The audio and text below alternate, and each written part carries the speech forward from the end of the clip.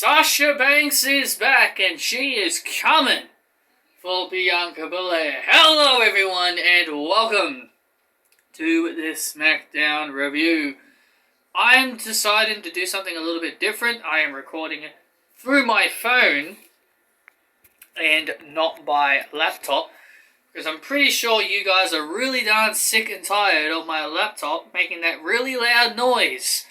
So I thought I'd try filming through my phone to see if I have enough data to, do a really long review. But if not, then I'm going to have to make sure these reviews are short. So Sasha Banks is back. She's back. She's now coming after Bianca Belair, as we all expected. But we'll talk about her in the main event. The show began with John Cena doing his usual. Baron Corbin came out doing his usual, crying and moaning about his financial problems. John Cena would make fun of him. Corbin would get annoyed with John Cena poking fun at him, kicking him in while he's down. Then John Cena gives him an attitude adjustment. Then we had, I'm going to have to look over at my laptop because I'm looking at the results so I can remember. So then we had Rey Mysterio take on Jimmy Uso. I'm not a fan of these kind of matches. If you want to compete for the tag team titles, it should be tag team matches. So last week it was Jey Uso that beat Dominic Mysterio, and I kind of figured that Rey Mysterio was going to win this time because you could just clearly see it coming. Rey Mysterio would win the match as I fully expected. But they won with the same tactic that the Usos used on them. Sticking their foot out and sticking Dominic using his foot as leverage, which is what the Usos have been doing. Bianca Belair came out to discuss her plans and what is the future for her. Carmella came out having another whinge and she started making excuses like, oh, the weather was hot, oh, her hair was in her face or something like that.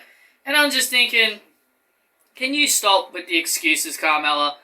And then Zelina Vega came out and then she proclaimed that she was next in line for the title.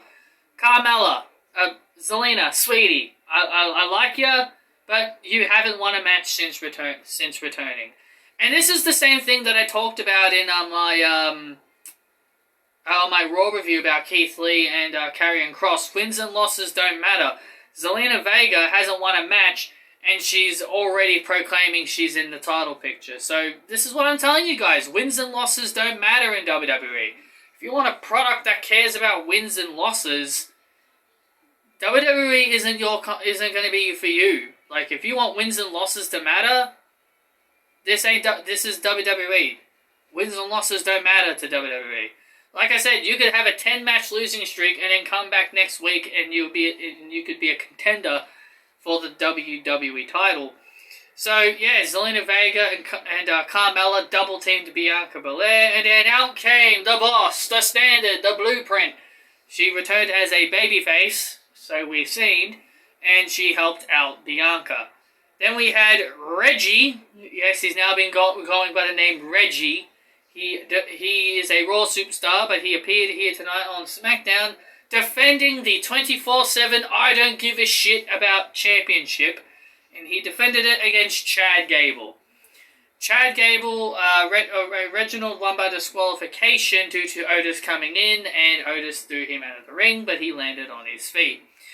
Yeah, again, I don't care about the 24/7 title. I do not know why they're now promoting the 24/7 title, but they are, so it is what it is. Now, here's the thing that I didn't like. The thing that I did not like about this show. Now, we all know it was originally going to be. We know it was always going to be that match. Roman Reigns and Finn Balor were going to sign the contract for the SummerSlam match. And then out comes John Cena storming in, signing his name on the contract. Now, we knew John Cena was always going to be the guy to face Roman Reigns. That is not my problem. The problem that I did not like is the fact they used Finn Balor as not that word.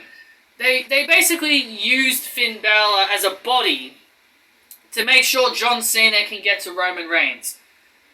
And I didn't like that. I know Finn Balor was never supposed to face Reigns. I know John Cena was always meant to face Reigns. But I do not like the fact that people defended this. I don't like how people defended this. I know John Cena was always going to face Roman. But did they have to do it this way? Was this the only way they could have gotten John Cena to face Roman Reigns? By just having Finn Balor get taken out by Sad Corbin? What they should have done is what they should have done was exactly like what John Cena did to Rusev in 2015, where John Cena lost his shit and he completely beat the hell out of Rusev until Lana gave him a rematch at WrestleMania. That's what should have happened. John Cena should have came out, beat the shit out of the Usos, beat up Roman Reigns, put him in the STF until Paul Heyman reluctantly gives him a championship match. That is what should have happened. You didn't have to use Finn Balor as a sacrifice and screw the guy out of a potential match. That is what I didn't like. It's typical part-timer 101 having to come back and get title shots. It's a part of their contract. It's a part of the part-timer contract. You have to be in title matches. John Cena, Edge, Brock Lesnar, Goldberg, all of them. All of them. It's always a part. It's a part of their contract. They have to have title matches if they're ever going to be on television. It's a part of their contract, and I don't like it. It's stupid. I know John Cena versus Roman Reigns was always going to happen. I know it was always going to be the match, but they didn't have to do it this way. That is not the way I would have done it. Then we had an 8-man tag of Big E, Cesaro, and Shinsuke Nakamura versus Apollo Crews, Dolph Ziggler, and Robert Roode. And the babyfaces won, which we all kind of expected, but I did not expect the person that pinned Apollo Crews. Shinsuke Nakamura pinned Apollo Crews, which quite surprised me. I figured it was going to be Cesaro. But we're going to be getting Shinsuke Nakamura versus Apollo Crews for the Intercontinental Championship. Would I mind Shinsuke Nakamura as IC champ?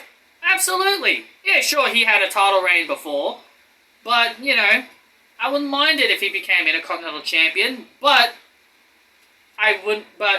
you know, Apollo Crews is the younger guy, so I think Apollo Crews should hold the title.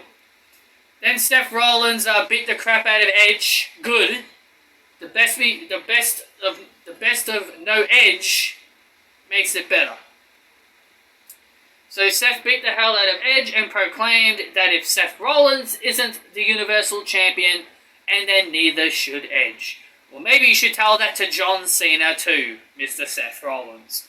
And then our main event was Bianca Belair and Sasha Banks facing off against the most beautiful women in WWE, Carmella, and Zelina Vega. Sasha and Bianca won, which is possibly the most obvious outcome everybody was going to expect.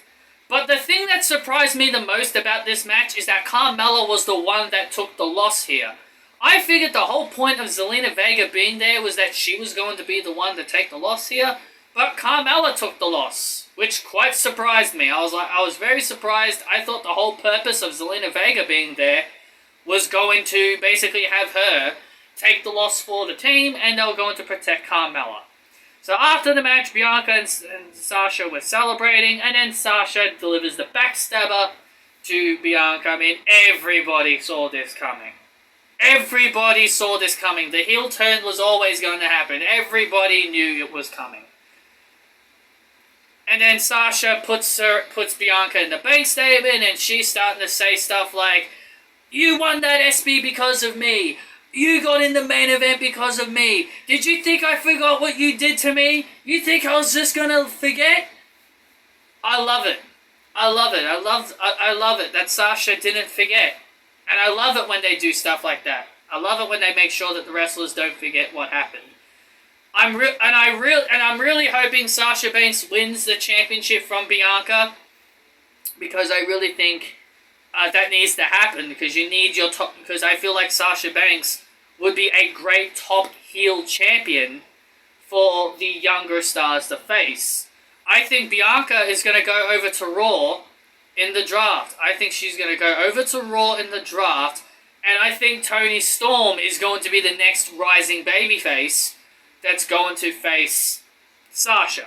That's what I think. I could be wrong, but that's what I'm hoping for. I'm thinking Becky Lynch is going to be on SmackDown. I think Bianca and Bayley are good options to go over to Raw. And I also think Asuka is another good name to move over to SmackDown as well, because you can give Sasha some good opportunities and new, fresh opponents. So that is all I've got for this SmackDown review, guys. I really hope you like this new format. My phone can be a bit limited in space, so I'm hoping I can do much longer reviews, but I guess it really depends on my phone space. But it seems like it was good. It seems like it's good. But I hope you guys did enjoy this review. I hope you guys did enjoy. Hit that thumbs up. And if you guys do prefer this more than my laptop, I'll more be happy to do it through my phone from this point on. Thank you all so much for joining, and I will see you all next time.